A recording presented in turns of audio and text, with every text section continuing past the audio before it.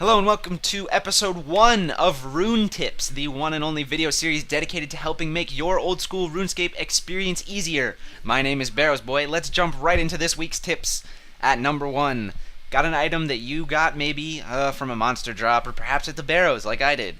Hey, you want the most out of your item?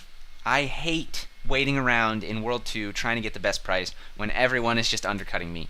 If you want the best price, give yourself a try at selling an item on a Friday or a Saturday. When people come online on Fridays and Saturdays after a long week at maybe camp or work or what have you, they want to get their stuff and the demand is much higher on Fridays and Saturdays. Give it a try. Number 2. Recently got your magic level to 40 and want to buy yourself some Mystic? Try buying Black Mystic. On average, it's actually cheaper than Blue Mystic. Because Black Mystic is a relatively common high-level Slayer drop, tons of Slayers are looking to sell their wares for a low price, and you could be the one to benefit.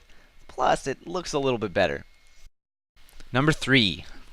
Everyone wants one of the rare items before their holiday events, but what's the best way to get them? Sitting in one spot is great, but the chances of your party hat spawning next to you while you're there? Not so great.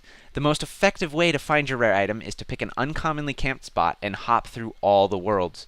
If you don't find your item the first go-round, just keep going. It's bound to show up in one world eventually, I promise. Aside from stumbling into your rare, this is actually the best way of finding one. It's how I got my scythe and a couple of my friends. Just be patient and take your time. You'll get it eventually. Number 4. Training Mage is incredibly expensive right now, especially with the price of alching materials. A way to make plenty of money while training Mage is at the Mage training arena. It might not be nearly as mindless as alching, but with a little patience and persistence, you could be buying yourself a piece of infinity, which, to put it lightly, are worth a lot of money. And finally, number 5. A lot of people know about this last one, but if you need runes and want to save a little cash, with prices right now, runes from the shops can actually be much cheaper, especially at the Mage Bank. Sellers aren't willing to drop so low because they're actually buying from the shops too. Spend a little time hopping worlds and buying your runes, and you can save as much as half of your money on your runes. Those are your tips for this week, guys. Thank you so much for watching. If you have a tip and you would like to share it, put it in the comments below. And if it's good, I just might feature it in next week's episode.